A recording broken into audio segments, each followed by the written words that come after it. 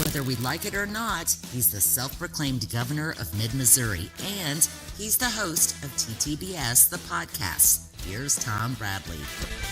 Thank you, Nikki Garman. It is so great to always have you there, welcoming us. And we welcome you to Truman's Bar and Grill. What a great little spot this is. Yeah. Somebody mentioned Grandma earlier off the show before we got underway. Yeah.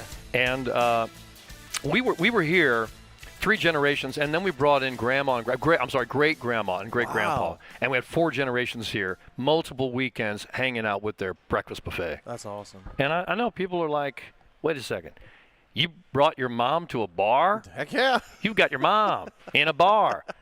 Of course we did, because it's Truman's Bar and Grill, and that's the way it goes. And hell, Russ, who owns Truman's, is ancient himself. Am I right?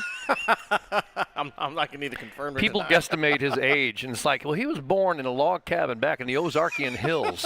And by the way, they didn't have forceps back then. But they did have, on those logging roads, they did have tire chains, Nice. logging chains. Nice. And he was a big baby. Or the cattle pullers, right? The things you tie around the cattle feet. And The first time a cowboy explained that to me, I was like, what? He goes, yeah, if it's a breech, you got to grab him by the feet and you yank him out. Yeah. And that's what happened to Russ. It's a great story. And I will stand behind that forever, evermore. All right. After this affectionate opener, we're going to wind up looking for a new place to host the podcast. Just like, get out. And that could happen. Ellis Bennis is the one you see man. and hear to the side over here, and a co-host on the show weekly. Except next week you're taking off. I am. Yep. I think I'm up to 18 youth kids that we're taking to youth camp. And I am low-key terrified because I'm not exactly a responsible adult most of the time. And I'm going to be the oldest one there and the one that's responsible for all of them. I thought I was going to take 2. How can you take 18? 18, yeah. I'm terrified. That's but insane. Excited also. Well, if you survive that, you'll be back the following week then. Today, our guests, 2, as a matter of fact, both with the CPOA. That's the Columbia Police Officers Association. We welcome back. They've been on our shows many times over the years. We have the president of the CPOA, Sergeant Matt Nichols, and the CPOA attorney, Donald Weaver, which means we have attorneys on the show 2 weeks in a row. Damn. All right. Got our legal shit together, I'll tell you that much. And so we're going to be talking about the 1% safety sales tax that's being voted on in Columbia the first week of August. Yep. So we are less than 2 months away. Well, it's almost a month away. And you'll only be allowed to vote on it if you're inside the city limits of Columbia. Is that correct? That's right. Okay. And most people, not me, can only vote on it one time. But some of us have a behind-the-scenes thing. I'm not saying that it's all rigged, but you figure it out yourself. And at the end of the show, of course, keep your eye on the crap. Brought to you by Family Focus Eye Care. Oh, and I just want to throw this out really quick because I saw it this morning at ComoBuzz.com. 20-year-old man accused of robbing the casino in Boonville, and wasn't that the heist of the century? How much? 1.3 million. $1.3 million. When they said they got robbed, I'm like, what did they get, $38.50? Yeah. $1.3 million. That is, wow. They had some inside crap going on. Bloomington. Illinois police arrested Hollis Van Leer Jr. They Hello, got I'm him. Hollis Van Leer Jr., and I rob casinos. I cannot believe he stayed in the country with $1.3 million. That dude should have been in Mexico. I don't know if he had it all. First-degree robbery, armed criminal action, assault. He and another suspect allegedly stole the $1.3 million from the main money drawer Yep. at the casino. Yeah.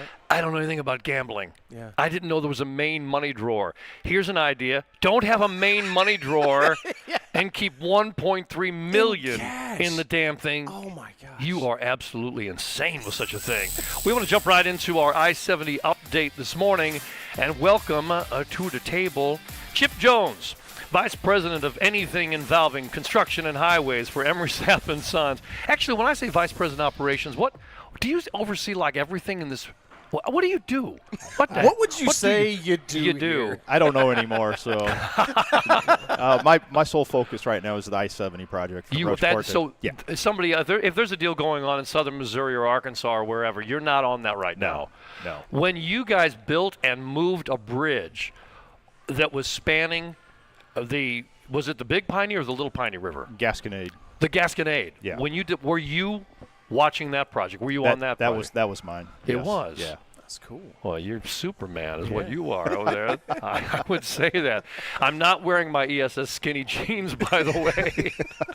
I'll get you a new pair if you need them. I appreciate that. The I-70, the Improve I-70 project, well underway, and obviously it's been going on. It's different sections. You guys, as a matter of fact, are working another section down the highway. Yes, down Warrenton to Wentzville. Warrenton to Wentzville. Yes. How close are we, like, because I haven't been driving through there much at all. Are we like 70% on that, or where are we? Probably more like 50, 60%. Okay, but that's get moving along. Yeah, it should be done by 29. If I ask you on the baby steps on the Improve I-70 project here in Columbia, are we 3.5%, or is it more? I'm scared to ask because it's 3.5, 4 years. We're just now getting started, so, okay. and the weather's not helping at all. But I mean, last time I was here, we were getting ready to tear down the bridge at Providence. And it is super gone. Yeah, we did it in less than 24 hours. Yeah. Which you guys were surprised that I said that the last awesome. time, and they got through it. And that was with the weather delay too, by the way. So yeah, you had weather in the middle of that teardown. Yeah. I don't know how you did it so quickly. I went over there and I shot a video from the side by the next morning on Saturday morning. I was like, good God, what you guys did. And the traffic was flowing through the on and off ramps very well. Yeah. Nice work. The rain that we've had, hell, we've got heavy rains expected this afternoon. Yeah. When you have heavy rain this afternoon, does it mess with everything going on tomorrow? It affects it. The bridge construction we can continue on, so as long as there's not lightning and raining, the guys can get back after it. We're excavating right now for the abutments, and that will slow that down, but we'll be able to do a little bit here. When you're doing excavation that involves a lot of, Missouri clay and mud, is it difficult on those big machines to do their thing when it's been raining for the last day and a half? Oh, yeah. It is? Yeah. Do they get stuck? Yeah. Who the hell pulls? How much do those weigh? Like 50 tons? How much do they weigh? I don't even know. You ask these details, and I never know the answer to them. I know. We can go back to some human interest stuff, which this one for me, you guys posted. I mean, Emery Sapp & Sons, locally grown, employee-owned company. And I do want to ask you a question. Now, this is going to be, and I thought about this earlier this week. If you don't have the answer to this, don't tell me you don't know. Just make up something and say it. How many employees across the nation does ESS have now? Including the sister companies? Yes. Probably over 3,500. God. Wow. That's amazing. That is awesome. We have, I think, right at 1,800 for ESS. My gosh. The post that came out, I think it was last week, and we mentioned it on the show, but I wanted to bring it up to you. In the I-70 project, in the middle of the highway, you guys can be out there working, and you'll say there's like, 18, 20-something feet in between all the lanes of traffic? That's where you guys are, and cars are zipping by you in both directions. We have a little more room than that in some areas, but at the Providence Bridge, it gets pretty tight in there. So, we're right up against the traffic with the barrier and stuff. And that's what we want people to understand about slowing down through that zone. You're like, well, everything seems pretty smooth. I'll go ahead and crank it up to 68 miles an hour. It's like, no, you don't understand. Yeah. Do you ever, do the folks out there working, do they ever feel like one of those side view mirrors is going to come by and clip them in the head? I'm serious. Yeah. A few years ago, we actually had a bridge guy get hit with a mirror. With a side mirror. Yeah. He was too close to the barrier and got it. No, the driver kind of veered off a little bit, but clipped him and clipped his hard hat. Because they act like it doesn't, like they're walking down the barriers. They act like they don't realize there's a giant semi just 2 feet away from them. Well, and the giant semi is driving as if they don't think there's a human being right there. Yeah. And that's where it gets tough. There was an old bridge that went across on the other side of Camdenton at the lake, across the lake, and that old bridge was pretty tight. And I was in a conversion van, and I swapped mirrors with a pickup truck. Nice. And it was one of those pop, really loud pops. And I go, what the? And I look over, and now the truck's past me now. And I look over, and the side view mirror is still there like it was, except there's no mirror inside it now. Oh, the housing stayed, but the glass flew and it's gone. off. I'm like, okay. And we had about 7 people in that van. And my buddy Jimbo's right there, and he goes, what was that? And I go, we just hit mirrors with that truck. That's great. And I didn't stop, and neither did the truck. I'm like, we understand it, dude. Yeah. We know how it goes. But that's dangerous being out there, and that's what we want people to slow down coming through these zones. And so when it says there's a work up ahead, it has to be done. And I read this from Highway Patrol reports that come out in the news, when we have someone get hurt in one of these areas, and it could be Emery Sapp & Sons or anybody from these construction companies working across the state, when somebody gets hurt out there, how do you guys react to that? What do you guys as a company do? If we can assist, we assist. We actually had an accident here a week or two ago. Somebody was driving, and the barrier, they caught them off guard or whatever, and they went to swerve, and then they actually ended up overturning. Some of our field crews, one of our general superintendents, came up on the job site, got them out None of of your the guys vehicle. got hurt, right? No, Like, no, it was just a thank goodness. third-party Okay. single vehicle accident. They Mm-hmm. assisted until the emergency personnel could get there. So Wow. that's Hey, they've got all the equipment. They can just flip the car back over and Yeah. get them going. Just grab one of the Keep things track hose, going. guys. actually we did something like that on Mineola Hill a few years ago. So Really? a tractor trailer jackknifed, and so our track hoe went up there and jacked him around and got him opened back up. Are you before, serious? Before the Awesome. patrol could get there, yeah. That is really cool. Yeah. Wow. What do we have going on right now? The asphalt plant that you guys had built over at Midway, is it gone now? It's gone. Concrete plant's coming in. I told you last time when what do you call that? A concrete plant? I said no, it's an asphalt plant. Yeah. It's gone. It's like a carny. The circus is in town. It's gone now. Well, I wanted to next- go by and see it, and I drove by like 5 days ago. I'm like, Yep. where the hell is it? It's gone now. Just a flat lot right now. So let me understand this right. You guys put that, you had to, first of all, grade the ground to be able to work with that ground because it was otherwise just at the side of a highway. Correct. And it's at Midway, and it was between the highway and what becomes the entrance ramp getting back on eastbound I-70. Yes. And so it was a big enough piece of ground, what, 5 acres? Yeah, something like that. I'm pretty good with my Nice. size estimates. He's just Deb, agreeing I'm with really you to good make with you my- feel better. Yeah. Well, that's You're making up numbers. I'm just going with it at this point. somebody from ESS is like, he's full of shit. That thing was 6.3 acres if it was a yard. And so so it's gone. And now the concrete. I didn't know asphalt was going in there. So in the beginning I said, that's a concrete plant. You're like, no, it's not. It's asphalt. I'm like, oh, okay. So now the concrete goes in.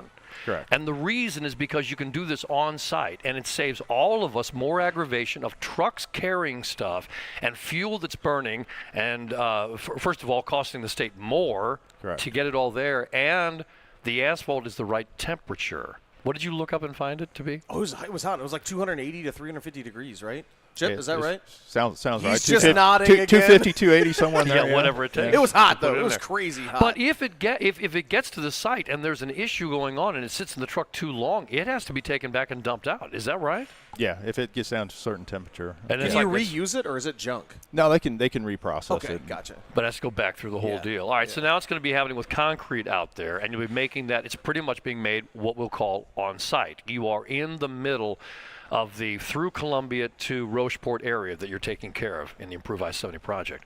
That's so And cool. It really is. It really is. So thank you for doing that. And I also want to mention that I did the video of me driving on the new ramp at Highway 63 and the Grindstone AC exit. That so many people were getting wrong. Yeah. Again, individuals are smart. Yeah. But crowds of people are dumb like donkeys. Did you see the guy that was holding? He looked like a homeless guy, but it just said no U-turns. That picture Yeah. cracked And then me behind up. them, people are making U-turns. Yeah, they're making a U-turn. They're making the U-turns. But you guys got that done, and it is a beautiful project, so That's thank you great. for taking care of that. Before we let you go, is there anything coming up soon that we should be aware of in the project on I-70? We're working on J&O. As soon as we get that paved, the ramps, we're actually going to move I-70 westbound and ramp surf again down J&O. We're going to tear down the J&O bridge there, start rebuilding that. And Is that like in July we'll be seeing that? hopefully, yeah. Okay. Well, if it Weather quits holds. raining. The damn weather again. And Yeah. for reference, where is J&O? Where is that? Like, what exit is that? Oh, Or Just like on the other town? side of Midway. If you're Midway, the leaving next- Columbia, yeah. Okay, gotcha. it Next would be the one. next exit Gotcha. past Yeah. there. Cool. And the on and off ramps at Providence Road, where the bridge used to be, you guys are redoing those ramps. Is it all 4 of them? yes. It yes. is. So the westbound off ramp is closed. I think we're getting ready to close one of the eastbound ramps if we haven't closed it already. Yeah. We're flagging traffic across it right now while we're hauling dirt. And will you out no of the infield. longer? You talked about this last time, but I still couldn't visualize it. Will you, like, if you try to go westbound from Range Line, you come out of that dog bone thing, will you not be able to get onto the highway from that anymore? Do you have to go to, like, the Providence exit and then go over to get onto the highway so you don't have that merge on and off at the same time? So it'll be underneath the Providence Bridge, but you'll come up and you'll actually stay away from I-70 traffic, and then further down past Providence, right before Garth, I think, or right after Garth, you'll merge into I-70 traffic. So, yeah, we won't have that anymore where it's Yeah. like they're slowing down to get off and you're Yeah. speeding up to get. That is very Yeah. cool. Yeah. Very cool. We will have you not here for a couple of weeks, but you'll be back in July again, and we'll get some updates at that time. But anytime in the meantime, if you want to reach out to me and say, hey, would you please pass this along, we will. And it doesn't have to be on the podcast on Thursdays. It could be other times during the week. And do you need any more hillsides blown up? Since I do have ready to push that experience. button. You're damn right. Which I got to tell you, man, I went to Boonville a couple of weeks ago, and I'm driving by and hitting the bridge. And as I do, I look over to my right, and I see the hillside that used to be there that's now just a bluff of rock. And I'm like, I did that.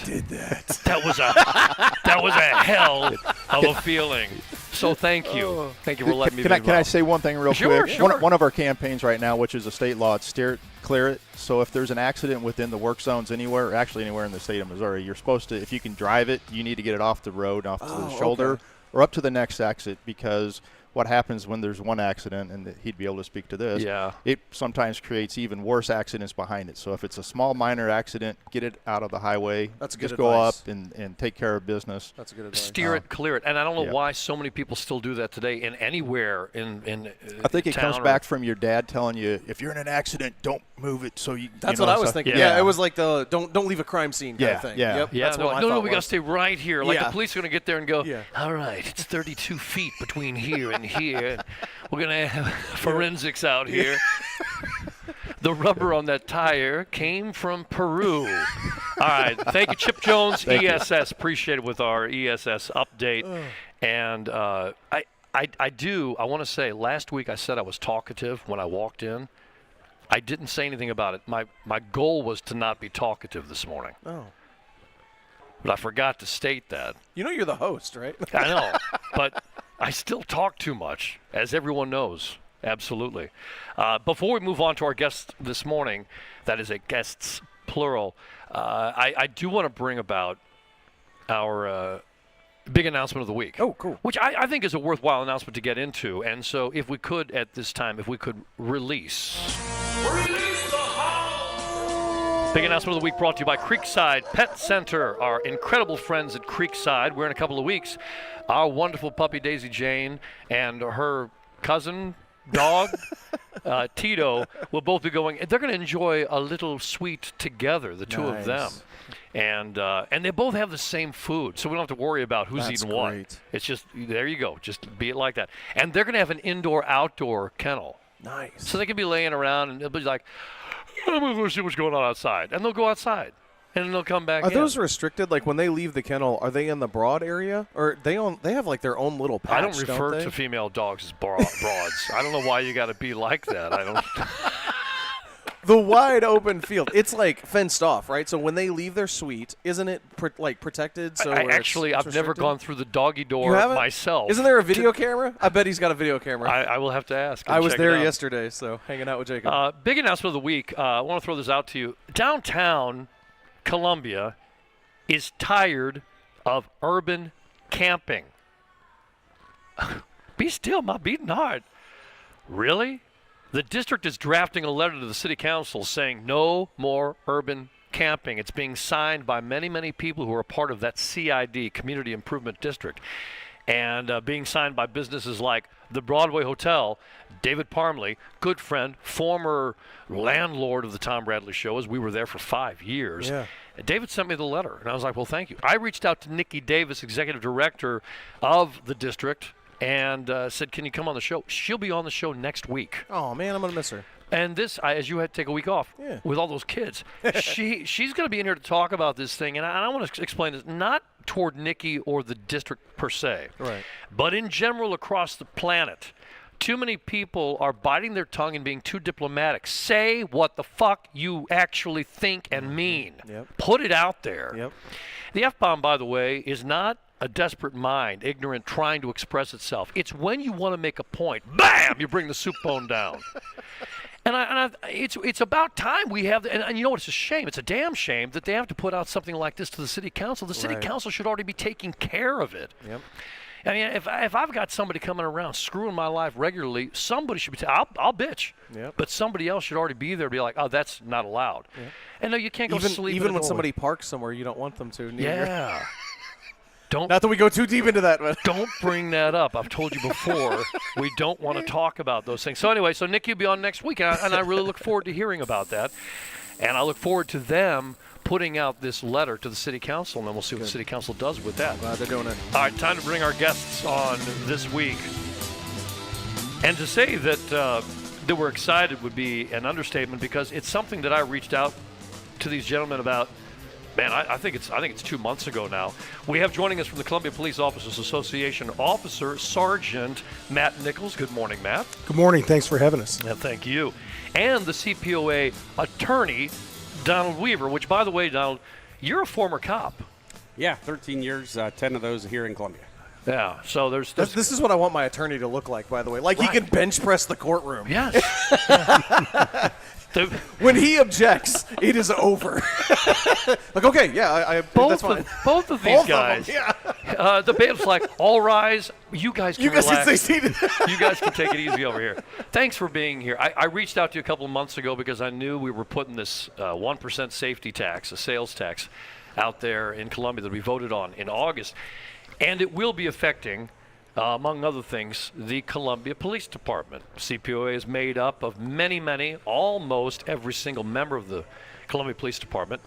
And so I'd like to hear what you guys have to say about it. You didn't have a response for me at the time. Who would like to address this first and tell me why you didn't have a response for me?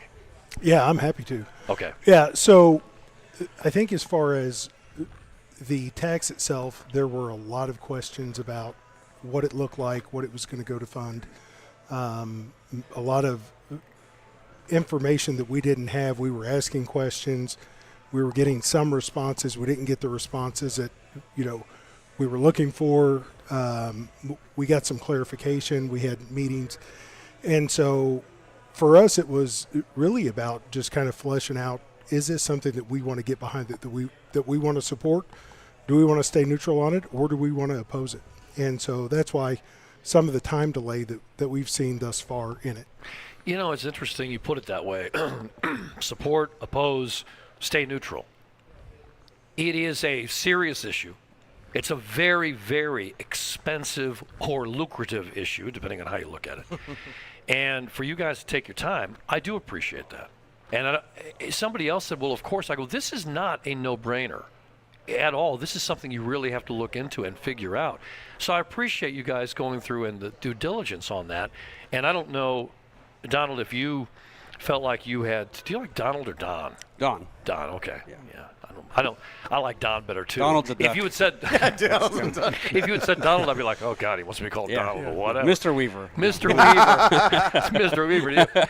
Don, did you also have to get more of a legal eye on this thing? I don't know about that. I think what I would describe it as is we were having the same internal conversations that you guys have been having on the air. We've been having them internally for a year. Yeah. The same concerns, the same objections.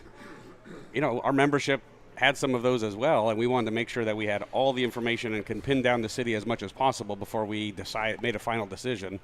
And my goal today is to get you to change your mind today, by the way. Well, and I have a feeling that I knew what direction you guys were going to go, but I want to put it to you now. Who would like to explain to me where your stance is and what you guys are recommending and going forward with? Yeah, so I'm happy to jump in on that, and then we'll get Don's thoughts as well. I think they're pretty succinct. So we are at the place in our department where we have for years been talking about turnover. We've been talking about what are we going to do to support the police? How are we going to keep our membership? How are we going to grow the department? And so all of the things that we've done in the last, however many years, almost 5.5 years that I've been the president, has been focused around our membership and community safety. And so we're to the point that we are really kind of at a crossroads, right? Like, are we going to continue down the same path, or are we going to do something different that can dramatically shape public safety in Columbia? And for that reason, we are going to support the sales tax. I think a lot of the very valid concerns, again, that you guys have been having on your show recently, that we've been talking about for years. Mm-hmm. It's no shock that a year ago, April, when Murph and Ron were running for mayor, we jumped in, right? And that didn't turn out the way that we thought. So here we are now. I think a lot of the very real concerns that have been had, we still have. The question is, do we want a a public safety, a police department, a fire department that have the resources and have the staffing to take care of our citizens to the best of our ability. By the way, it is fire department too, and that it falls under the exact same umbrella as what we have in the city with the police department. Okay, we have not talked about the fire department being underfunded the way we've talked about it with the police. I'm not saying that it isn't the same exact underfunding or problem financially. I'm saying that we don't address it as if it's an issue. It seems like there's better planning with the fire department and for putting new fire stations out there, which we just keep growing, so this just keeps on happening. It must be a hell of a thing to be in a city that's just the same size for the last 80 years, and everybody's just hanging out fine. It's like, nope, still 14 cops, and it takes care of everything. Well, we just keep on growing, and so fire departments have to build new stations, and the police department needs to grow, and the school district just keeps on expanding, and it gets a little crazy out here. So we are talking about the fire department as well. They're not on the show today. We're talking about the police, though, with you guys. Don, would you like to add anything into what we just said, the specific statement on the why you guys are supporting? Well, I mean, we are supporting it ultimately because we determined that there's only one issue on the ballot, by the way. You know, this is not a referendum on the city manager. It's not a referendum on do we agree or not agree with the last 5 years of spending priorities or increase in government spending. It's not a referendum on whether we want to continue buying drug paraphernalia and needles for homeless people or whether we want to attract and retain homeless people. None of that's on the ballot. And that's where we came to this conclusion is what's on the ballot is, do we want to keep the status quo, keep the same political discussions, the same broader ideological debates with a woefully understaffed and underfunded police and fire department, or with something more? And that's what it comes down to, and that is the only issue on the ballot, and that's ultimately how we landed where we landed. Well, you saw that well. You really do. I think you make a really strong point with that. Because either we're going to have more money coming in that can go to things like the police department, or we won't. Meanwhile, the other discussions will continue to take place. I'm wondering if they'll take place with the kind of fervor that we're getting ready to start having take place, or if it'll just get swept to the side. This is one of the strangest tax issues we've ever seen before. You mentioned Blair Murphy, who leans to the right, but the other people in Columbia that were against him last year when he ran for mayor were painting him as a Trump supporter and part of the MAGA movement. That is not what Blair is. He's a guy who was born in Boone County, went through all of our schools here, has a beautiful family. He went through all the ranks to eventually become a business owner. That's his life, and he wants to now devote it towards something like a mayoral race. There was no way he could get elected because he falls too far in so many people's views to the right. People that fall to the right generally support the police department. I understand these things. People to the left generally support new taxes. And I feel like we got a really weird thing going on here. Are people on the left going to step up and say, I don't feel like this is right? Or are they going to support the tax? And are people on the right going to say, well, I hate to see taxes, but this one's worth it? What do you guys think is going to happen? I think it's going to be a toss-up, to be real honest with you. Nobody who likes a new tax? Nobody, right? You know, even one of the discussions that we had internally with some of our membership is, you know, what's going to be the impact on us, right? I mean, we have our starting pay right now is about $60,000. There were some numbers that came out from the city that essentially said, you know, for citizens that make around $60,000, the financial impact in a year is about $250, right? So it's going to be less than $1 a day is what it's going to be if this passes, the impact on, you know, like our membership. And so I don't know. I want to believe that, you know, the overwhelming support that we have seen really in the last couple of years for public safety, that they will recognize that this tax is going to support the men and women that serve Columbians. We don't have nearly enough of them. The ones that we have are very tired. They're overworked. We're losing days off for training, mandatory training that we have to do, right? We are to the point of having to work additional overtime that we don't want to work, but we have to work because we have large critical incidents that occur, and we've got to have men and women to work those scenes and to work those cases. And so I want to believe that those that support us are going to recognize that this is a source that is going to support the community as a whole. And I think the biggest question that I've seen, that I've talked to other people about, our biggest concern is if we vote up this tax, which I don't get the vote on it, unfortunately, but we want to make sure that this money is actually going to go to the police department and the fire department. Is there legal conversation in here? Is there a lock tie-in where they vote this up and then the city can't decide to hire 50 more assistants for the thing? Is there a legal thing holding them to where this money goes? I don't know, Don, you want to chime in with the not legal? any more than any other general Okay. revenue. So But- it is but completely possible this could raise up and the money could be used for something else. Is that true? Possible, yes. Okay. However, that's where that we have to continue to keep the demand transparency, and keep having these conversations.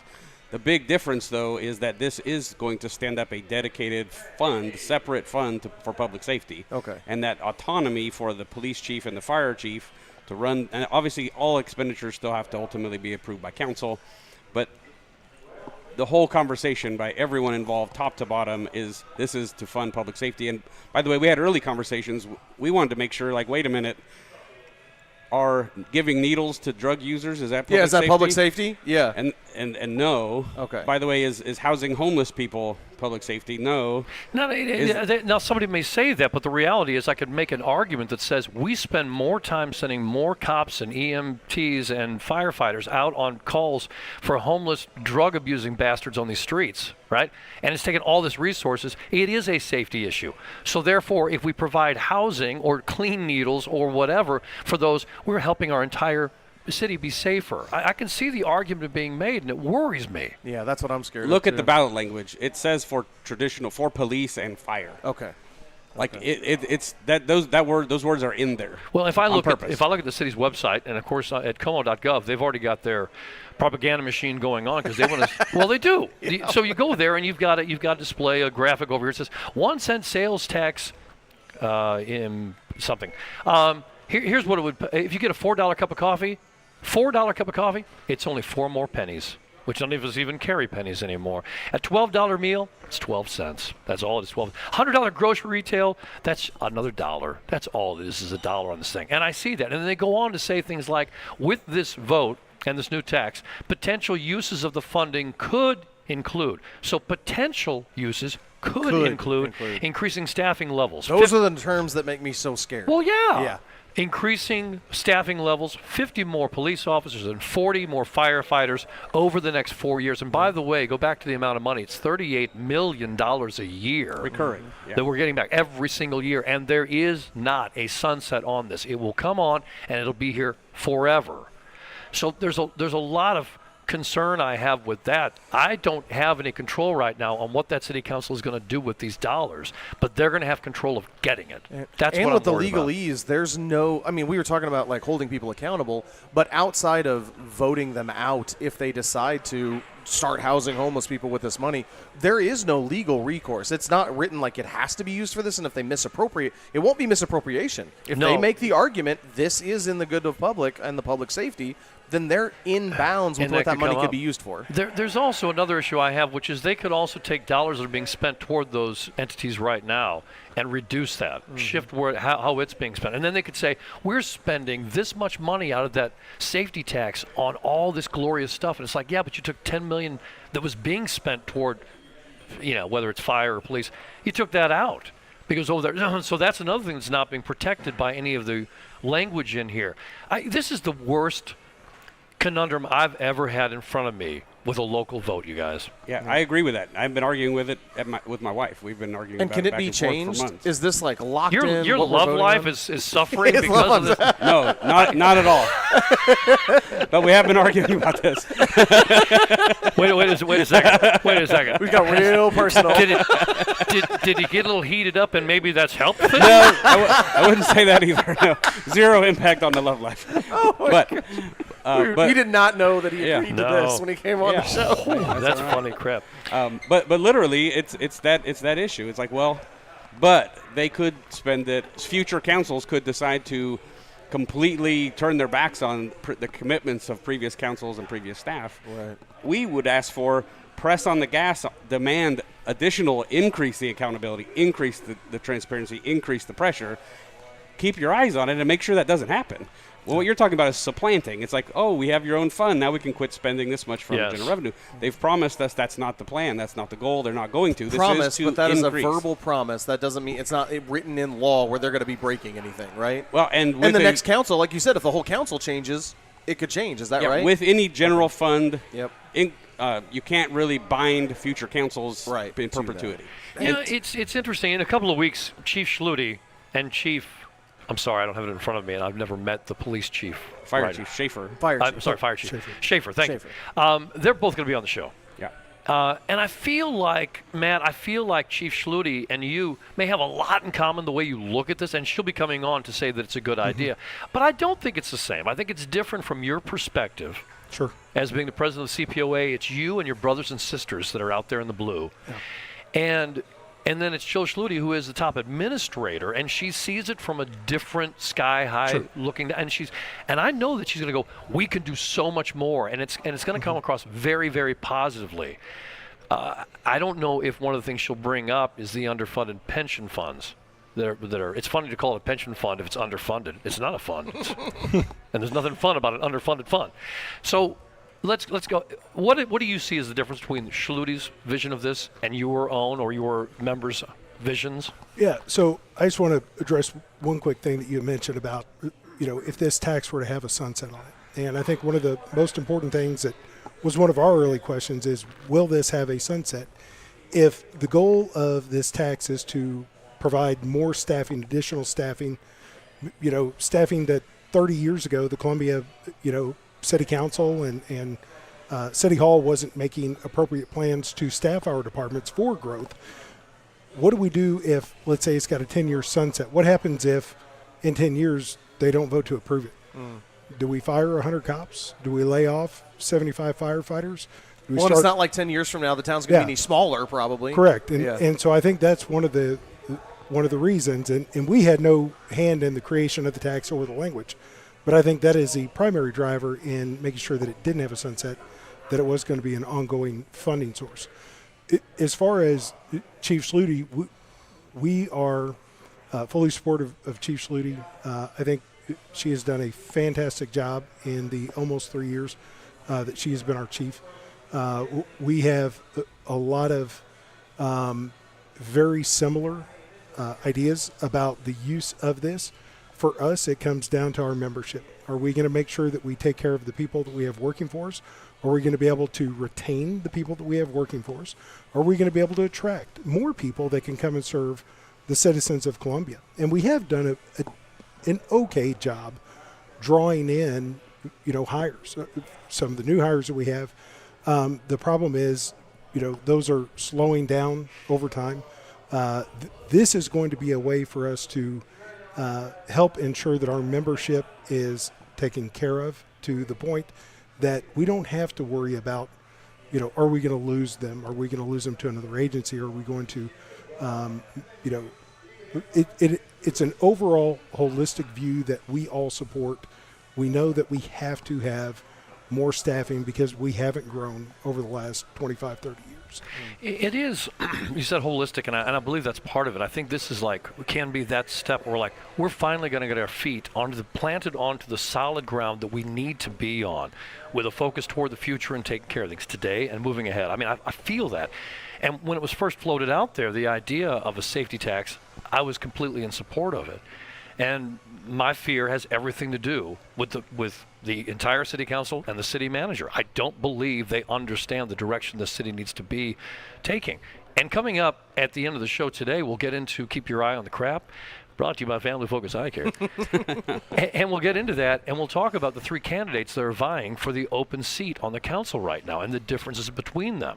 And then I'll go ahead and tell you which one I think will not get elected because of the direction that this city lays. And we have too many people going to vote that are not expecting our city council to do better things, especially number one, safety. Number two, fiscal responsibility. This doesn't come into play at all. They want to talk about puppy dogs and kittens, and God damn it, we've got to talk about actual business getting taken care of, like water and trash and electricity, not to mention the safety involving firefighters and police. Well, it looks like they're taking that step. You guys mentioned a year ago talking about these things. How long was a new tax being discussed behind the scenes? I don't know. I mean, we were reading the tea leaves, I guess.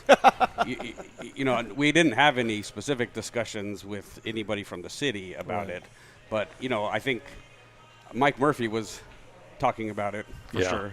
You know, and reading the same tea leaves, we were thinking like, it seems like that's the direction they're going, because what they were doing didn't seem sustainable. You know, and we were thinking like, well, gosh, if they really, you know, part of it, I think, when they talk about a holistic is, you know, they want to decrease some of the pressures on the general fund as well, you know, because they do want to talk about puppy dogs and rainbows and whatever, however you should describe that. A puppy dog and rainbow tax wouldn't pass. And so, in this town, I'm not sure that's true. Yeah, right. Well, so a public safety tax might, and there might be some degree of alleviating pressure, you know, for on the other puppy things dogs and going rainbows. on. But, you know, we're not going to solve the puppy dogs and rainbow dilemma in Columbia. And, you know, I think it's safe to say that a majority of this voting community probably prioritizes puppy dogs and rainbows more than you and I. Yeah. Until somebody kicks in their front door, until somebody tries to steal their car, and then, who are they going to call? The house is on fire. Yep. And I need to be carried out. Yep. Well, and that's the opportunity, and that is the weird conundrum.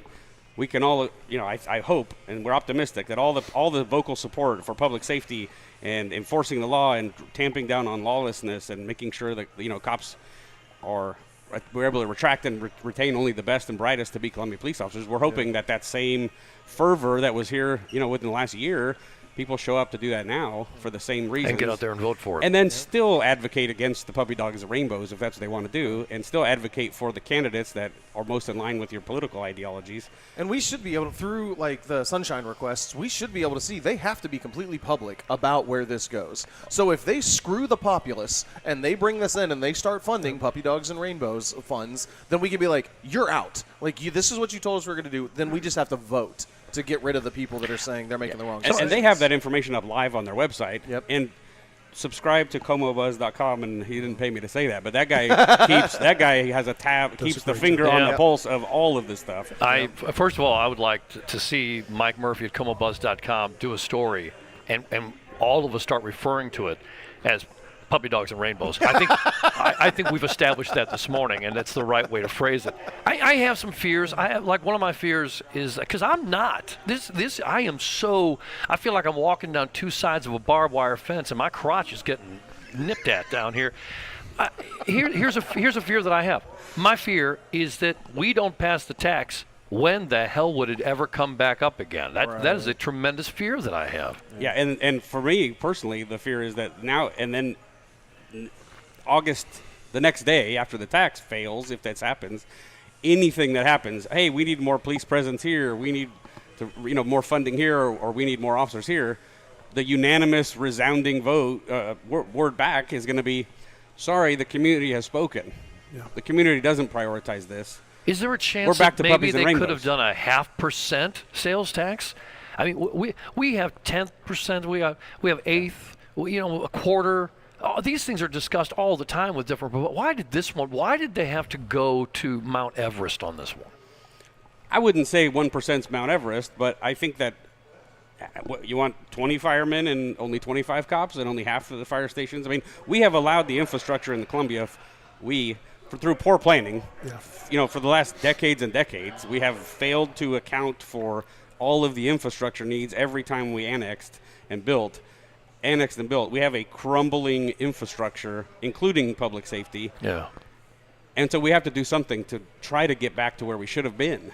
This is not the big, you know, let's become the Ayatollah or, you know, the Cadillac of public safety. This is just like, wow, the world is crumbling around us. Yeah. Let's just get back to some breathing room. Yeah. I do like the idea, though, of us getting to this real Taj Mahal of a police department here. Why the hell not? We have so many visitors to this town every single year. It's almost hard to count. I'm sure they have estimates, but this is a mecca drawing in people for whatever it might be. And when we see police officers in squad cars, in a motorcycle brigade, on foot patrols, on bicycles, I like it. I like more cops. The week after the young lady was shot in downtown Columbia and killed this last October, I was out there that following Friday night. Had nothing to do with protesting or supporting or anything else. There happened to be an event. We were going to see our good buddy Johnny Henry down at Nash Vegas. There were so many cop cars downtown. I walked around. I felt like it was daylight out there. You don't walk through an amusement park like Disney World worried about being safe. They've got that stuff taken care of. You're supposed to be relaxed. And I want to see more relaxation in Columbia. I want to see cops everywhere all the time, and I want to see crime reduced. Now, I've been talking about that for years. Let's talk about something that the city did not talk about. 1 year ago, a year and a month ago, I believe it was, I had Mayor Buffalo on the show, and I asked her about the underfunded pension fund. And she started giving me back a bunch of word salad, acting that it's not as simple as that. There is a reality that the pension funds for fire department police is underfunded to a total right now somewhere around $156 million. Good grief. Yeah, but it's being discussed openly now. But a year ago, I was mistaken by the way I was phrasing that. But now we say we're going to take care of that fund by getting this new tax taken care of. Isn't that one of the things it'll be used for?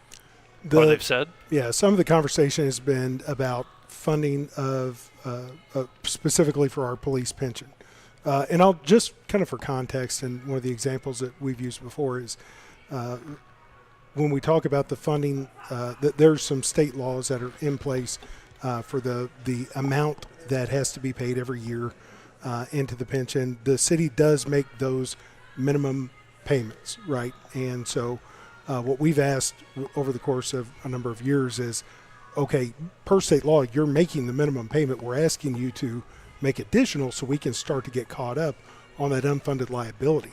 And that's really in our pension itself is where we've come up short. And it has really nothing to do with the current people with guns and badges. It's all the folks that have retired. That's our unfunded liability that we're asking the city to keep the commitment that they made to those individuals. So once a month when they walk down to the mailbox, there's still a check. And so I believe that the conversation that we've had, that was some of the questions that we had from CPUA's perspective is, what are we going to do to address the liability issues in our pension itself? And they have said that this is going to help stabilize the pension. I think a lot of the driving force is going to be, again, kind of what Don said, is accountability from the community as a whole, that if this tax is passed, that, let's not maintain the status quo and accountability. Let's increase that. We're giving more. We need more community members to start stepping up and asking, where are these dollars being spent? How are they being spent? And so I do believe Does the city manager need 5 assistants? So that's.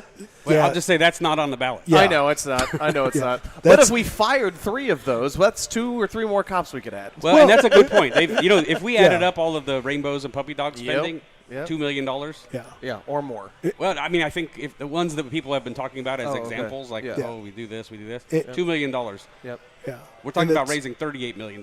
Yeah. The $2 million is not going to fund any market increase Right. in police or fire. Right. Well, and the thing to remember with that too is when you look at the monetary value of a police officer. I mean, you're talking about it's in the neighborhood of $130,000 a year. Right. That's equipment, training, salary, things like that. The benefit package that is available, and so even at $2 million, what are we talking about? Was it 15 cops? Maybe. Right. That doesn't even get us close to where we should be. Right. And I know that the proposal they have on there is for 50 officers. In a year, that 50 is going to be 60, right? And a year after that, it's probably 70. You mean And what so- our needs are? What the needs are. 50 is. But how we're going to – it's $38 million a year. If we're talking about 50 officers, we're talking about, I don't know, $6.8 million. I'm just throwing it out there. Well, where's the rest of that money going? from That's fire. that will be pension, generated from yeah. the public safety tax. I'm just Yeah. $38 million we're bringing in. I want to see more cops. Sure. And I'm trying to figure out if we're going to get them Sure. and how much of that money we're spending into this area. I mean, they haven't said, did they say at all how many million each year is going to be spent toward the police department? They haven't allocated that as between the fire department and the police department. And but I mean, it's not the whole thing allocated at all? Are they spending $20 million out of the $38 million per year on that area? It doesn't say it, right? It's not in the ballot language, right? I mean, that money, the plan is, and what they've been talking, and they're on record saying, is they're going to basically establish a new fund. But this is back all to of the fact that's that going it's into verbal. that It's fund. it's not there anywhere, right? I mean, I'm not guaranteed that. Are we allowed, if a sitting city council member on the record says this is what we're going to do, if they don't do that, is there recourse against that There's person always other recourse than that voting them out? You can vote them out, but that's that's really it. That's a the only recall recourse. election is very, very hard to make very happen. hard. Okay. And that's it. There's no other like verbal breach of contract. That's not a thing for a city council person. No, and I think there's nothing that legally would bind them. Like, no, you're going to jail, boy. Yeah. That's not going to happen. Right. The other problem we have is that they're always going to take their words and they're going to guard them carefully, and they're going to mask them and seal them in a place where you're like, I didn't exactly say that. Right. Oh, okay. And obviously, you guys. One of the tough things we have is my anger toward the city council and city manager and their lack of ability to get the damn job done. I'm not going to hold back on saying that. I want the city manager gone. I've been saying that for a couple of years. He needs to be taken out on a rail. So that's where I am. But when we talk about the city council, I don't know that we're going to vote those people out. I don't know what's going to happen. I'm going to say it again multiple times between now and early August. I don't have any idea. I've never been in a more bewildered state on an issue, and you know how much, Matt, I want to support you guys. Yeah. And that was the key, what you just brought up, that convinced my wife to change her mind, because she said she was basically convicted, is her words, that she was listening to a presentation. That's she's a like, bad word to use from an officer. By the way. My wife's not an officer. So she's like, my initial or her position on this of being against it, just like you're articulating, was a referendum on city manager or city council, or how it's they not the spent cops the money and the already. firefighters we have a problem with. And it's like, well, we can still have those debates. You can get a new city manager, you can get a new city council. Do you want to do that with better public safety, or a woefully understaffed and underfunded police and fire? And that's a great pitch. That really is. Because even if we replaced them tomorrow, in 10 years it could be a whole nother lot in there, and somebody we're not getting along with. And I really do appreciate, Don, the way you're phrasing that up there. You know, and to be able to talk about these issues like we're talking about them. I'm not going to sit here and just, be your friend and your buddy while you're here. I want to tell you what I really think about the whole thing. The idea of a new police headquarters, when Jill Schluty comes on, when Chief Schluty comes on and explains it, we'll see it from her perspective. And we talked about it the last time she was in. Out there at Lamone, right? Yeah. Yep. I mean, it's a building we own already, the city owns. You do that when you buy a building for IBM and lease it to them every year for $1. Yeah. And they did almost nothing of what they said. Yeah. And so I see that as, by the way, is there a plan to keep the current location, and it would be a downtown police shop down there? I don't know. That would be a question for the chief. What I can say, because I work out of that building and many of our members work out of that building, we do not need to be down there. Yeah. It is. Jill even said she has a drip pan over her Yeah. desk because there's water raining on her. When you say we don't need to be there, it's what it is right now. If we had a new headquarters, it would be perfect. But if we were to go back into the building you're in now and refurbish and take care of it, could it be a station? I don't know. I know that the annual money that is spent on maintenance for that building is in the hundreds of thousands of dollars. Wow. Probably actually more than that. Holy cow. Just because it's old, it's falling apart. Because basically. it's old, because it's falling apart, because we have buckets to catch the 19 inches of rain that we've gotten in the last 4 months. I could get Precision Construction to come down there and put a new roof on that mother, and we'd be a lot better. Would it be appropriate to mention, because I have pointed this out now to 10 people, and none of them realize this, but the demographic makeup of our city council that I didn't realize until I saw that picture. Can I mention that? Sure. So I did not realize until I saw a picture of the city council, it is all white women. For a town that screams about diversity and screams about diverse opinions, it is literally all middle-aged, that might be rude, but middle-aged white women. That is the entire group of people. It is I was like, interesting we that- need some diversity in there. We need some, not to be a DEI person, but to say we need a diversity of opinion. I'm not going to look at them and say we need diversity. I think it's interesting that the way Columbia screams about diversity, Yeah. that it hasn't wound up in being shown in their voting, because I don't care who's in there. If it was all a bunch of old black men, I wouldn't care. I'd be Right. like, that's great. That's wonderful. Actually, I think under the current circumstances, if I see a quilting bee, a bunch of, I'm getting the hell out of there. I know that I'm not welcomed in that group at all. But this is all, silly stuff. But the reality is this is a big, big issue. And I wish I could give you, Don, I wish I could say you've changed my mind. You have me thinking. I've got well, this that's- feeling that in August I'm going to walk into that polling place and I feel like I'm going to sit there and stare at that piece of paper. I think that's what I'm going to do. Well, and the only recourse we have is we've got to hold them accountable. We've got to put their feet to the fire and be like, you're either going to do what you said you were going to do or we're going to vote you out. That's the only way something's going to happen. Because that's the only thing they're really scared of, right, is losing their power, if we're being honest. There is a point at which they could, if this passes, they could look at it and say it's as serious as it seemed with our constituents. Yeah. They want the safety so bad, they're willing to spend more money. And there's a joy in the fact that it's sales tax because, yes, people that come to town that we keep paying for to try and protect, they're helping also pay it. Yep. Yeah. So that's And a when cool- the homeless guy buys his case of beer, he's paying a little bit towards that safety tax that we're currently Right, which you wouldn't if it was a property tax. That's exactly Yeah. right. That's exactly right. I just realized why more homeless people don't drink beer. A case, you can't walk around with a case. That's why you buy a fifth. It's More high e- octane. more efficient. He needs it More more efficient. efficient. Don's more Efficiency, efficient. yeah. Right.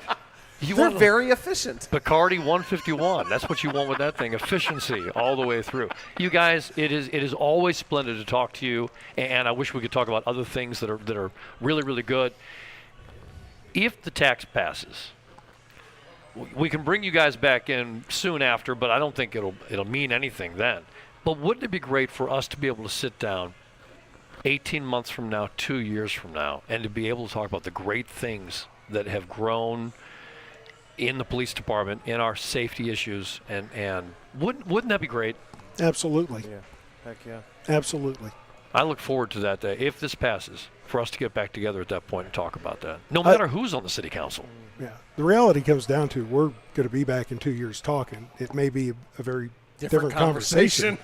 But, yeah. I mean, So I just painted up the it passes, and we have a great conversation because it's all moving in that direction. What if it passes and we sit back together in 2 years and I go, this shit is not, it's the same. They've moved dollars around. It's a shell game going on. They've fluctuated here and there. And all the while, by the way, all of our utilities have gone through the roof, and we're spending more money out there on sales tax now. Barbara's gone to more mayoral conferences. Yeah.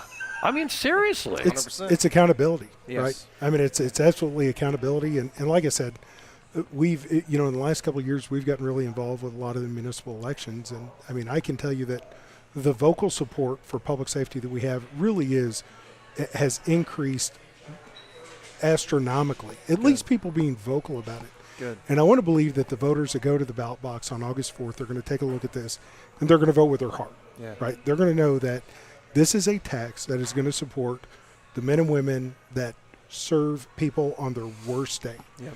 We don't get to serve people on their best day, very rarely. It's typically on their worst. Yep. And wouldn't we want enough of those people, enough of the good guys and girls, wouldn't we want to have the best trained, the best qualified showing up on those bad days? Yep. Yeah, and I want the ones who are the best options in the state to want to work at the CPD. Absolutely. That's Heck what we yeah. want. I'm not going to let you go, Don, and make you say it again. I'll say it for you. You make a great pitch when you go, we can either have the same people in the city council and the city manager's office come September 1st and not have passed this tax. Or we can pass this tax, know that we're moving in that direction, and then deal with those people that are in the city council and the city manager's office. Because if September 1st comes, no matter what happens with this tax, I'm still going to be bitching about them and saying we've got to get them out. So you make a good pitch. So I'm doing it for you now. Thank you, sir. I feel like I'm selling this thing. And I'm not sure if I was planning on doing that or not. But Don Weaver, attorney with the CPOA, and Matt Nichols, officer and sergeant and president of the CPOA. Thanks for being here, you guys. Thank you, guys. Thank you for having joining us. us, guys. Stay Good in talking to touch. Yes. Thanks for letting us will there announce be- us to the world. Yeah, will there be a watch party on that night for you guys? I will be on vacation that week, so I don't blame you. Get the glad hell you out could of take Dodge. it. All Yeah. right, I see it. The guys watching will be the ones on duty. Yes. Like, please help take care of us. Thanks, guys. Appreciate it very much. Tom. Well. Are we still going to talk about the city council election, or are we out of time? Oh, no, we're not. Good. Time. Yeah, exactly. Time? We can do anything we want with time. Good. And actually, I think we'll probably get out of here. How late did we go last week? I don't know. A little late. I don't know either. When I say late, there's no such thing as late. Exactly. But I think Chip asked us. He's like, "Why are you worried about what time you start?" I was like, "Well, we still try to adhere to a yeah, schedule." yeah. He goes, "Why do you have to start at 8 o'clock? It's a podcast. Yeah. Like we go live, man." and I don't know because I don't listen to other podcasts. And I don't know how they do them, but there is zero editing on any given day on this. 100%. Now we'll clip out. What do you call them? We make shorts. Yeah, we make shorts and reels. But Shorts. That's still unedited. We just cut out a portion of the show. Yeah. And I don't like editing. I like us to go live, and that's the thing. So, my God, my brain almost hurts Yeah. in my argument with myself. I feel on like this would be text. so much more clear cut if the language was explicit. Out of this amount is going to cops, this amount is going to fire, this amount is going to pension. Wouldn't that make it a lot easier for you to digest? It would for me anyway. Well, when you brought up several times during this discussion, I'm right there with you. Mm-hmm. And what I saw earlier Yep. on the como.gov Yep. website, and Those them are saying, super loose terms. there are some things that may be able to could happen towards this in a possibility Yep. in a future world. Yep. And it's like, wow. And that's their propaganda. They're 100%. spinning and trying to make it as positive as they can. All right. I did promise this, and yes, we do have time to get to it. Are you ready? You gotta keep your eyes on the crap. You can't handle the crap. Looky here, there's a big difference between shit and shinola. As my great-grandfather always said, Matumba, keep your eye on the crab. Keeping your eye on the crap, brought to you by Family Focus Eye Care. And yes, we were out at their birthday celebration last week. And yes, Dr. Joseph Rich was getting dunked in the Dunkin' tank. And the temperature of that water, it was filled that morning. Yeah. Oh, tap water is not warm. It's not warm, yeah. And it was cloudy. And there was a breeze. And he was pretty chilly in there. But what a great thing. The families Did were he get out dunked there. more than once or just one time? Oh, multiple times. Multiple. Yeah. Poor guy. Yeah. I had said I wasn't going to go throw the ball because I can't throw a baseball anymore. I'm such a dork. I don't know what happened to me. Just run up and hit the button. Yeah. And when I've been in a dunk tank, people do that. Yeah. You're like, that's not funny. That's not fair. That makes you an asshole. Yeah. And I'm going to come after you. Well, I But feel like the second and subsequent times are worse because the first time there's the anticipation, but you don't know. But after the first time, you're wet and That's you right. know what's coming. That's right. And by Good the for way, him, though. but Rituva, we got to tour Rituva Medical Spa that's there next to them and is a sister location. They actually have a beautiful doorway It is, between yeah. the two. You walk It's a between gorgeous them. building. And then on the far right, as you're facing the building, is their third occupier, and that makes the whole thing full now, which is Nova Construction. And they've got a beer tap in there. It's awesome. I'm home. Honey, I'm home. And thank you, you guys. It was a great time. We look forward They to must not feature very many Spanish speakers because Nova means no go. That's why the Chevy Nova did not sell in Mexico. that. That's so great that you know that. You know who I learned that from? Who's that? Paul Harvey. Paul Harvey? Good Oh. day. I learned it from a Spanish speaker who said that's why it didn't sell. Nova! Nova! Okay, keeping your eye on the crap. Yes, I want to bring this up. Fourth Ward candidates discussing, and I read this from ComoBuzz.com and Mike Murphy. Fourth Ward candidates discuss public safety tax, charter changes, and city priorities. Ryan King, Sharon Jones, and Dave Sorrell appeared Tuesday night this week at a candidate forum hosted by Mid-Missouri Board of Realtors. And I know almost all of them on that board. A special election August 4th to fill the seat that opened when former 4th Ward Councilman Nick Foster resigned and moved to Atlanta with his family. Now, who are these people? Ryan King is an attorney. He's looking at city finances and the things that he's concerned with, unfinished infrastructure, and affordability. Ryan, I don't think I know you at all, but when anybody talks about affordability, it makes me cringe. What's affordable or not affordable to you may or may not be the same thing to me. Yep. It's a bullshit word. Yep. Get rid of it. Yep. I don't like it at all.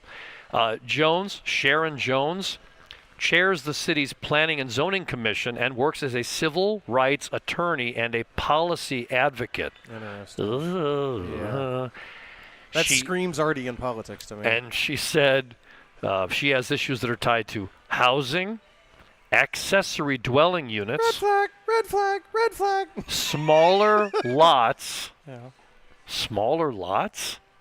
and development rules. Oh, Sharon, you and I are not going to get along at all. No, not simpatico. Dave Sorrell retired last year as a Columbia Utilities Director after 24 years with the city. He said Columbia needs to refocus on core services and infrastructure.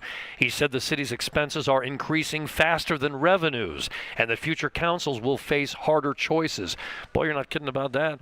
Our expenditures are increasing faster than our revenues. Yep. Dave Sorrell is making sense, and he's talking about a major problem with governments like ours. He said that's going to make some hard choices necessary in the future. He said city leadership has not focused enough on core services and has spent too much attention on things he described as nice to have rather than essential. He also criticized transfers from utility revenues to the general fund. I'm sorry, what? We're paying for electricity and that's going into the general fund? I want to pay for electricity. That's not supposed to be helping to fund puppy dogs and rainbows. He said, I think not focusing on core services and things that are nice to have, not essential. One thing I'll bring up, I think huge transfer of funds from utility revenues to the general fund is not very responsible. Amen. I'm not sure if it's even legal. Yeah. I don't even know. And he was the utilities director. I think he knows what he's talking about. Yeah. So do you like Dave? I like Dave a lot. You should pull up his website and look at the footer for who built his website. Is it Floating X? It sure is. I didn't even know you knew the guy. I don't know him personally, but I'm working with his campaign staff, and I really like what he has to say so far. Well, I will tell you that everything he's saying here makes sense to me, 100%. and this is the kind of stuff we need. Yep. But I've got news for you. Yep. I don't believe Columbia is ready to elect somebody that goes, hey, we've got some problems, and we've got to go in the right direction, because they want puppy dogs and rainbows. They want smaller lot sizes and housing. Yeah. If you talk about affordability, we have a problem with that in housing issues. We have people that are living in homes they've lived in for 30 years that love their home and they've retired from their professorship at the university. They're doing very, very well, and they go, yeah, we got to make things more affordable. And they'll put somebody in there. So we'll talk the Thursday after that election, August 4th. We'll talk about it that Thursday morning, and I'm either going to say, well, lo and behold, somebody voted for someone talking about infrastructure and did not bring up affordability, talked about we actually are spending more money than we're taking in. And that is fiscal irresponsibility. I'll be damned. Or I'm going to talk to you about one of the other two we put in there. And everything tells me if Columbia goes the way it usually does, it'll wind up being Sharon Jones. Yep. Is she another, not to be racist, is she another white lady? Well, that is racist to bring that up Is it? immediately. Okay. Look at you, white man 100%. talking about white people. I am, Why yeah. you got to be like that? I don't like white. I don't have any idea of the okay. races of these people. I I know Dave Sorrell's a white guy, but I mean, Well, I didn't know the others yet. there I'm you just go. thinking if we elected her, then that is literally a panel of nothing but white ladies.